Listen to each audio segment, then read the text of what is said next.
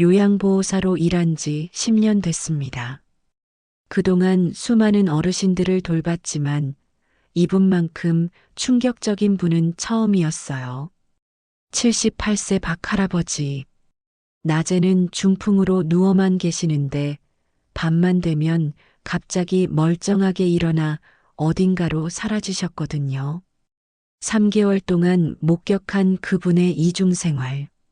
구독과 좋아요 눌러주시면 지금부터 그 충격적인 이야기를 들려드리겠습니다. 제 이름은 김미선, 45세입니다. 요양보호사 자격증을 따고 10년째 이 일을 하고 있어요.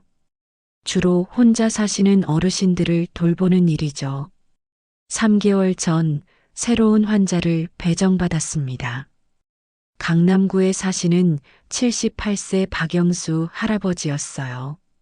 중풍으로 쓰러지셔서 거동이 불편하다고 했습니다. 첫날 집에 갔을 때 깜짝 놀랐어요.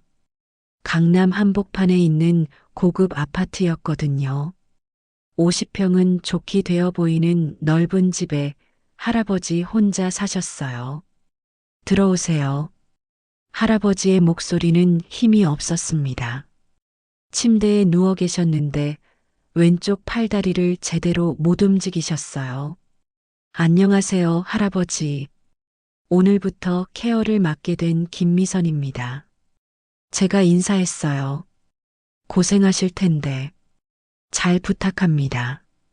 할아버지는 약한 미소를 지으셨죠. 제 일은 간단했어요.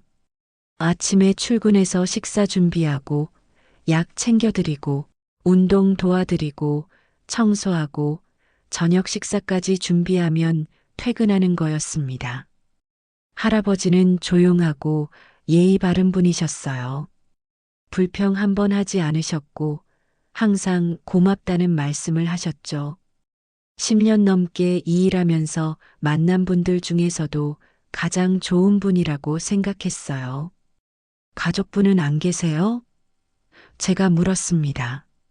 아내는 10년 전에 먼저 갔고 자식들은 다 외국에 나가 살아요. 1년에 한 번 올까 말까 하죠. 할아버지의 목소리에는 외로움이 묻어났어요. 그럴 줄 알았습니다. 이렇게 넓은 집에 혼자 사시는 어르신들 대부분이 그래요. 자식들은 바빠서 못 오고 돈만 보내주죠. 외로우시겠어요. 제가 조심스럽게 말했어요. 이제 익숙해요. 혼자 사는 게. 할아버지는 창밖을 보셨습니다. 첫 주는 평범하게 지나갔어요. 할아버지는 거동이 많이 불편하셨지만 머리는 멀쩡하셨어요. 뉴스도 보시고 책도 읽으시고 가끔 저랑 이야기도 나누셨죠. 그런데 이상한 점이 하나 있었어요. 할아버지는 항상 저녁 6시에 저를 퇴근시키셨어요. 다른 환자분들은 보통 8시나 9시까지 있어달라고 하시는데 말이에요. 할아버지, 저녁 식사 드시는 거 보고 갈까요? 제가 물었습니다. 아니에요, 괜찮아요. 혼자 먹을 수 있어요. 일찍 가서 쉬세요. 할아버지는 고집스럽게 거절하셨어요. 처음에는 제가 빨리 퇴근하라는 배려인 줄 알았어요. 그런데 매일 정확히 6시에 보내시니까 조금 이상했죠. 2주가 지나면서 이상한 점들이 더 눈에 띄기 시작했어요. 아침에 출근하면 할아버지는 항상 침대에 누워 계셨는데 어느 날 보니 침대 시트가 너무 깨끗한 거예요. 밤새 누워 계셨으면 조금 구겨져야 정상인데 말이죠. 그리고 제가 저녁에 준비해둔 음식이 그대로 있을 때도 많았어요. 할아버지, 어젯밤에 식사 안 하셨어요? 제가 물으면 배가 안 고파서요 하고 대답하셨죠. 더 이상한 건 약이었어요. 할아버지는 혈압약, 당뇨약 등 여러 가지 약을 드셔야 했는데 약통을 확인해 보니 제가 챙겨드린 것보다 많이 줄어 있는 거예요. 이상하네. 제가 하루 3번 챙겨드리는데 왜 이렇게 많이 없어졌지? 그리고 또 하나. 할아버지 옷장을 정리하다가 발견한 건데 깨끗하게 다림질된 정장이 여러 벌 걸려 있었어요. 중풍으로 거동이 불편한 분이 정장을 왜 이렇게 많이 가지고 계실까요? 어느 날 제가 조금 일찍 퇴근하려고 5시 30분에 인사를 드렸어요. 할아버지, 오늘 일찍 가봐도 될까요? 그런데 할아버지 표정이 순간 굳어지시더니, 아니, 6시까지는 계셔야죠. 약도 챙겨주시고, 하고 말씀하시는 거예요. 평소에 그렇게 온화하시던 분이 처음으로 단호한 목소리를 내셨어요. 왜 이렇게 6시를 고집하시는 걸까? 그날 밤 집에 돌아와서도 계속 생각이 났어요. 뭔가 이상했거든요. 침대 시트, 안 먹는 저녁 식사, 많이 줄어든 약, 정장들, 그리고 6시 퇴근 고집. 다음날 아침 출근하니까 또 이상한 게 보였어요. 현관 신발장에 있던 구두가 위치가 바뀌어 있었어요. 어제 제가 정리해둔 것과 달랐거든요. 설마 밤에 외출하신 건 아니겠지? 하지만 중풍으로 거동이 불편하신 분이 밤에 혼자 외출한다는 건 말이 안 됐어요.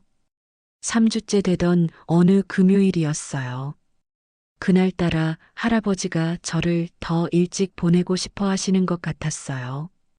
오늘은 좀 피곤해서 일찍 쉬고 싶은데 5시 30분에 가셔도 될까요? 할아버지가 처음으로 먼저 말씀하셨어요. 네, 알겠습니다.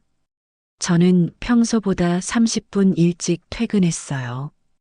그런데 집에 가는 길에 지갑을 두고 온 게 생각났어요. 핸드백에 넣어뒀던 지갑이 할아버지 집 주방 테이블에 있었던 거예요. 저는 다시 아파트로 돌아갔습니다. 시간은 7시쯤 됐어요. 할아버지께 전화하려다가 잠들어 계실 수도 있으니 조용히 가서 가져와야지 생각했죠. 비밀번호를 알고 있었기 때문에 조용히 문을 열고 들어갔어요. 할아버지, 저예요.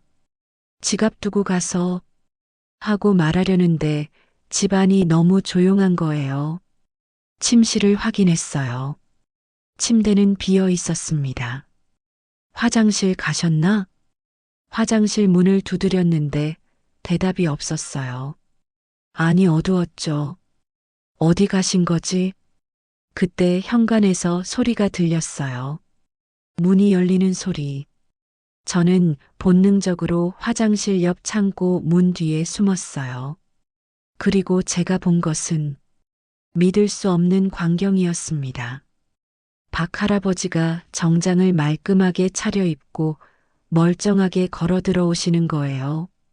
중풍으로 왼쪽 팔다리를 못 쓰신다던 분이 전혀 불편함 없이 걸어 다니시는 거였어요. 제 심장이 쿵쾅거렸어요. 이게 무슨 일이지? 할아버지는 거실로 가서 소파에 앉으셨어요. 그리고 핸드폰을 꺼내 통화를 시작하셨죠. 응, 잘 다녀왔어.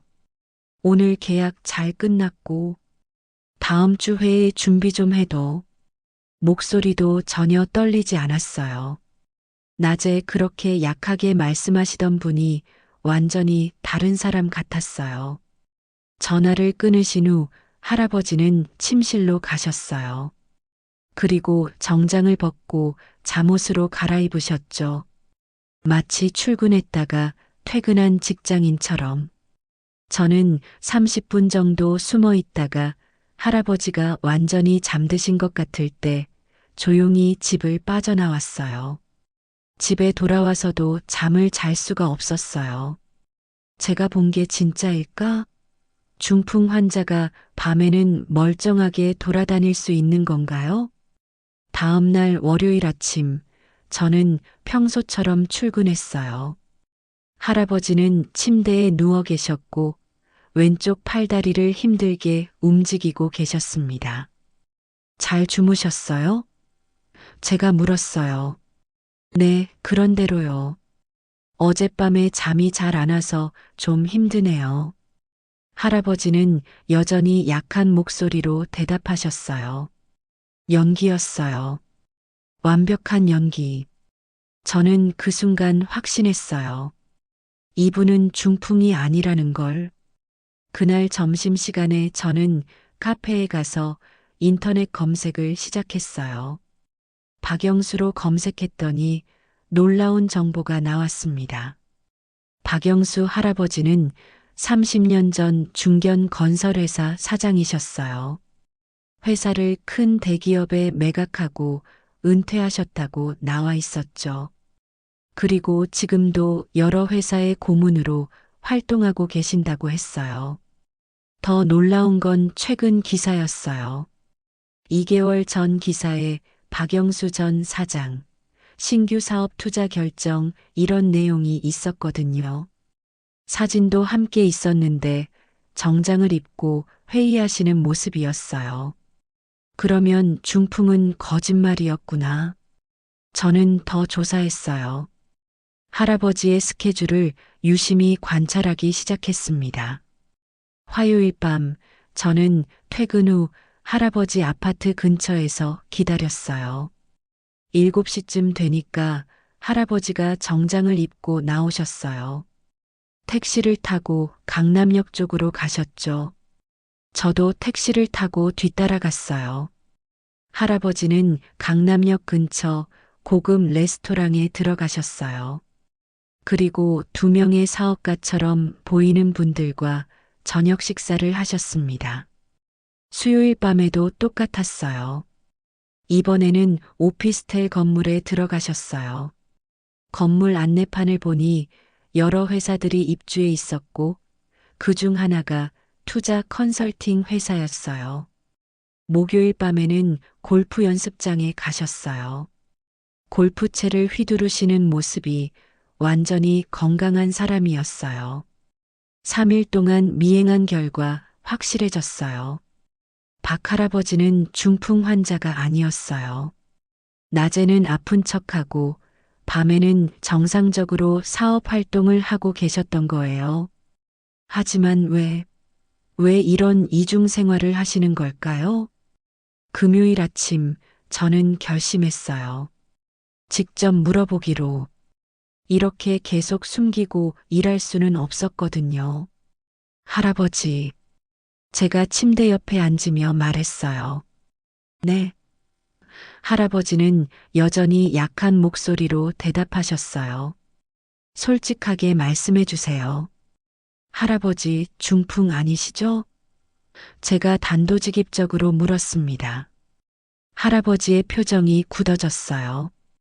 잠시 침묵이 흘렀습니다. 언제부터 알았어요? 할아버지의 목소리가 갑자기 또렷해졌어요. 지난주 금요일에 지갑 가지러 왔다가 봤어요.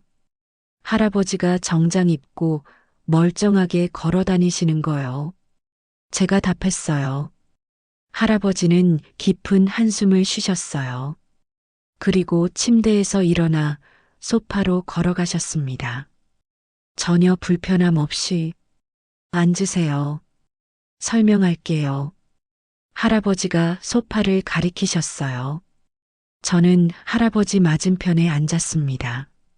제가 왜 이런 짓을 하고 있는지 궁금하시죠? 할아버지가 입을 열으셨어요. 네. 제가 고개를 끄덕였어요. 3년 전 일입니다. 제 아들 둘이 찾아왔어요. 큰아들은 미국에서 사업하고 작은 아들은 캐나다에서 변호사로 일해요. 둘 다 잘 나가죠. 할아버지는 잠시 말을 멈추셨다가 계속하셨어요. 그런데 그 아이들이 찾아와서 뭐라고 했는지 아세요? 제 재산을 미리 상속해달라고 했어요. 지금 상속세율이 높으니까 미리 증여하는 게 세금을 아낄 수 있대요. 아, 저는 상황을 이해하기 시작했어요. 처음에는 거절했죠. 아직 제가 쓸 돈도 있고 무엇보다 살아있는 사람한테 재산 달라고 하는 게 기분이 나빴거든요. 그랬더니 큰아들이 뭐라고 했는지 아세요? 할아버지의 목소리가 떨렸어요. 아버지는 어차피 혼자 사시는데 그렇게 많은 돈이 필요하냐고. 나중에 요양원 가시면 우리가 다 책임질 테니 미리 주시면 안 되냐고. 심지어 건강하실 때 세금 아끼는 게 효도라고까지 하더군요. 그래서 제가 조심스럽게 물었어요. 그래서 결심했어요. 제가 아프다는 걸 보여주기로. 요양보호사가 필요할 정도로 아픈 사람이면 재산 달라는 소리를 안 하겠거니 싶었죠. 그래서 중풍인 척 하신 거군요. 제가 말했어요. 네. 병원에 가서 중풍 진단서를 받았어요. 의사 선생님한테 사정을 이야기했더니 도와주시더라고요. 그리고 요양보호사를 고용했죠. 자식들한테는 제가 쓰러졌다고 연락했어요. 자녀분들은 뭐라고 하셨어요? 제가 물었습니다. 할아버지는 쓸쓸하게 웃으셨어요. 걱정한다는 전화 한 통하고는 한 번도 안 왔어요. 3년 동안요. 필요한 거 있으면 말씀하세요. 이런 문자만 가끔 오죠. 저는 할 말을 잃었어요. 그럼 밤에는 뭐 하시는 거예요? 제가 물었어요. 제 진짜 삶을 살죠. 할아버지가 답하셨어요. 낮에는 병든 늙은이, 밤에는 제 자신으로요. 회사 일을 하신다고요? 제가 확인했어요. 네.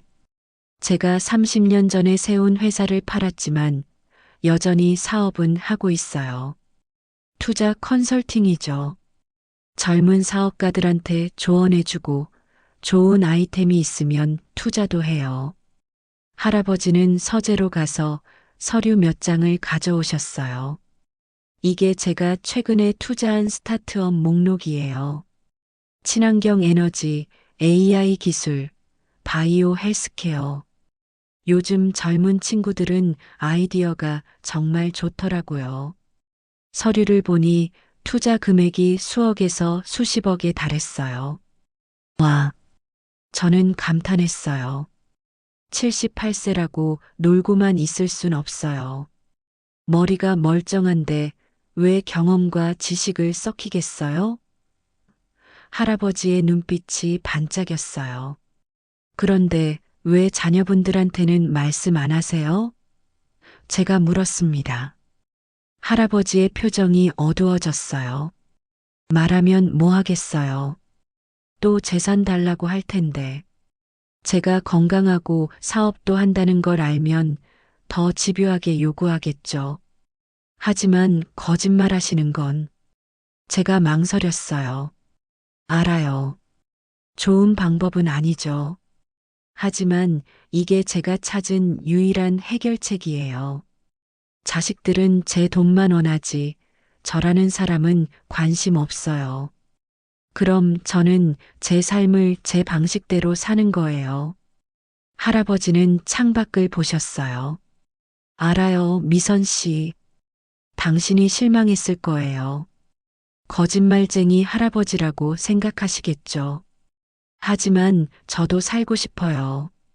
제 방식대로요. 저는 한참을 고민했어요. 이 사실을 어떻게 해야 할까? 요양보호사 협회에 보고해야 하나? 자녀분들한테 알려야 하나? 미선 씨, 할아버지가 조심스럽게 불렀어요. 제 비밀을 지켜줄 수 있나요? 저는 할아버지의 눈을 바라봤어요. 그 눈에는 간절함과 외로움이 가득했어요. 할아버지께서 거짓말을 하시는 건 맞아요. 하지만 제가 말을 이었어요.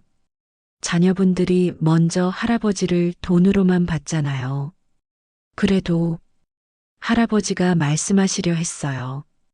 전 지켜드릴게요. 대신 조건이 있어요. 제가 단호하게 말했어요. 조건? 할아버지가 눈을 크게 뜨셨어요. 낮에도 너무 무리하게 아픈 척하지 마세요. 요양보호사인 제가 봐도 너무 과하게 연기하세요. 그리고 밤에 외출하실 때 조심하세요. 진짜로 다치시면 어떡하세요? 할아버지는 놀란 표정으로 저를 보시다가 웃으셨어요. 처음으로 진짜 웃음이었어요. 고마워요, 미선 씨. 정말 고마워요. 할아버지가 제 손을 꼭 잡으셨어요. 대신 저한테는 진실하게 대해주세요. 낮에라도 불편한 게 있으면 말씀하시고 밤에 일정 있으시면 미리 알려주세요. 제가 말했어요. 그럽시다. 약속할게요. 할아버지가 고개를 끄덕이셨어요. 그날 이후 우리의 관계는 완전히 달라졌어요. 할아버지는 낮에도 저한테 솔직하게 말씀하셨어요. 오늘 저녁에 중요한 투자 미팅이 있어서 7시에 나가야 해요. 알겠습니다. 저녁 식사는 6시에 일찍 준비해 드릴게요. 고마워요. 참, 오늘 정장 좀 다림질해 줄 수 있나요? 물론이죠. 저는 할아버지의 진짜 삶을 돕기 시작했어요. 낮에는 요양보호사로서 할 일을 했고, 추가로 할아버지의 밤 일정도 챙겨드렸죠. 할아버지도 변했어요. 낮에 혼자 계실 때는 책도 읽으시고 컴퓨터로 일도 하셨어요. 더 이상 완전히 누워만 계시지 않으셨죠. 미선 씨, 요즘 제가 투자한 스타트업이 대박 났어요. 3배 수익이 났죠. 할아버지는 신나게 이야기하셨어요. 정말요? 축하드려요. 저도 진심으로 기뻤어요. 우리는 공범이 됐어요. 낮에는 환자와 요양보호사 하지만 진실을 아는 동료였죠. 3개월이 지난 어느 날 큰아들이 깜짝 방문한다는 연락이 왔어요. 미선 씨, 큰일 났어요. 아들이 온대요. 할아버지가 당황하셨어요. 걱정 마세요. 제가 도와드릴게요. 저는 침착하게 말했어요. 다음 날 오후 큰아들이 왔어요. 50대 중반쯤 되어 보이는 신사복 차림의 남자였어요. 아버지, 저예요. 큰아들이 침실로 들어왔어요. 할아버지는 침대에 누워 계셨어요. 완벽한 중풍 환자 연기. 왼쪽 팔다리를 떨떨하게 움직이시며 아들. 약하게 말씀하셨어요. 아버지, 많이 불편하시죠?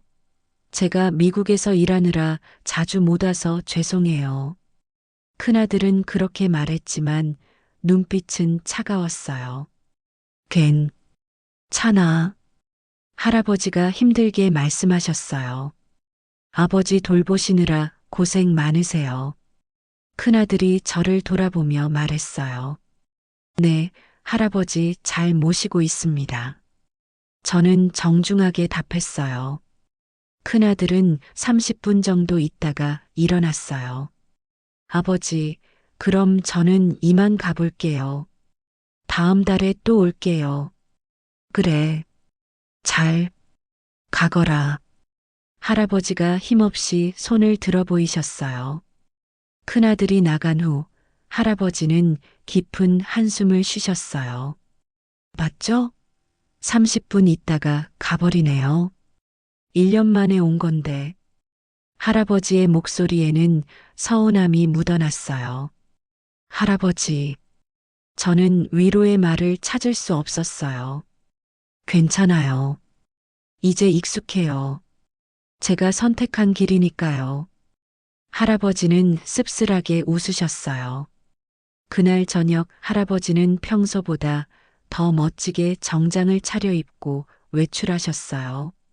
아마 아들의 방문에 상처받은 마음을 일로 달래려는 것 같았어요. 며칠 후 작은 아들도 전화를 했대요.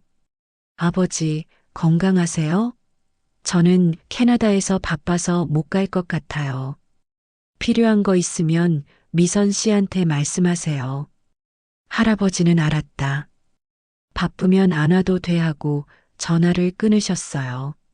하지만 저는 할아버지 표정에서 깊은 외로움을 읽었어요. 자녀들은 할아버지가 아프다는 걸 알고도 찾아오지 않았어요. 돈 달라는 말만 안 하면 그걸로 됐나 봐요. 할아버지의 선택이 옳았는지 틀렸는지 저는 판단할 수 없었어요. 다만 할아버지가 너무 외로워 보였어요. 할아버지를 돌본 지 6개월이 됐습니다. 저는 여전히 낮에는 요양보호사로 일하고 할아버지의 비밀을 지키고 있어요. 할아버지는 밤이면 여전히 활발하게 활동하세요. 지난달에는 새로운 스타트업에 10억을 투자하셨대요. 친환경 플라스틱을 만드는 회사라고 하더라고요. 미선 씨, 이번 투자는 정말 잘 될 것 같아요. 젊은 사장님이 열정이 대단하더라고요. 할아버지는 신나서 이야기하세요. 낮에는 제가 준비한 식사를 하시고 가벼운 운동도 하시고 책도 읽으세요. 가끔은 저랑 수다도 떠세요. 미선 씨는 꿈이 뭐예요? 할아버지가 어느 날 물으셨어요. 저요? 나중에 작은 카페 하나 차리는 게 꿈이에요. 제가 답했어요. 좋은 꿈이네요. 필요하면 제가 투자할게요. 할아버지가 웃으셨어요. 진짜요? 제가 놀라서 물었어요. 당연하죠. 미선 씨는 제 든든한 파트너잖아요. 제 비밀을 지켜주고 진짜 제 삶을 이해해주는 유일한 사람이에요.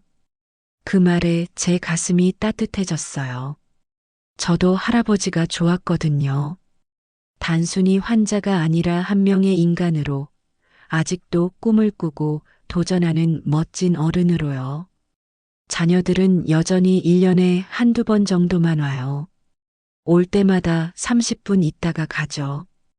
아버지 건강하세요. 한마디 하고요. 할아버지는 그럴 때마다 완벽하게 중풍 환자 연기를 하세요. 이제는 저도 자연스럽게 도와드려요. 어느 날 할아버지가 저에게 물으셨어요. 미선 씨, 제가 나쁜 사람인가요? 자식들한테 거짓말하는 거. 저는 잠시 생각하다가 답했어요. 아니요. 할아버지는 그냥 살고 싶으신 거예요. 할아버지만의 방식으로요. 자녀분들이 먼저 할아버지를 돈으로만 봤잖아요. 할아버지는 그저 방어하시는 거예요. 고마워요. 그렇게 생각해줘서 할아버지가 제 손을 꼭 잡으셨어요. 요즘 저는 생각해요. 누가 옳고 그른 걸까?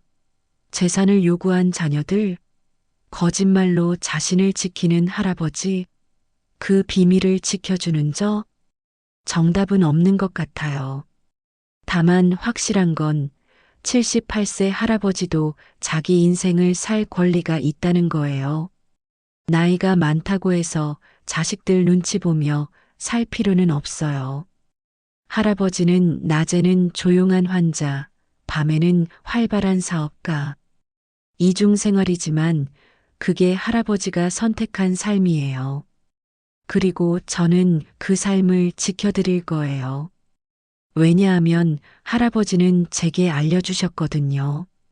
나이는 숫자일 뿐이라는 걸. 78세에도 꿈을 꾸고 도전하고 새로운 것을 시작할 수 있다는 걸. 저는 앞으로도 할아버지의 비밀을 지킬 거예요. 그리고 할아버지가 원하시는 만큼 이 이중 생활을 도와드릴 거예요. 혹시라도 제 이야기가 조금이나마 도움이 되셨다면 구독과 좋아요로 응원해 주세요. 그리고 여러분도 당신의 인생을 사세요. 나이는 중요하지 않아요. 긴 이야기 끝까지 들어주셔서 정말 감사합니다. 여러분 모두 자유롭고 행복한 노후 보내세요.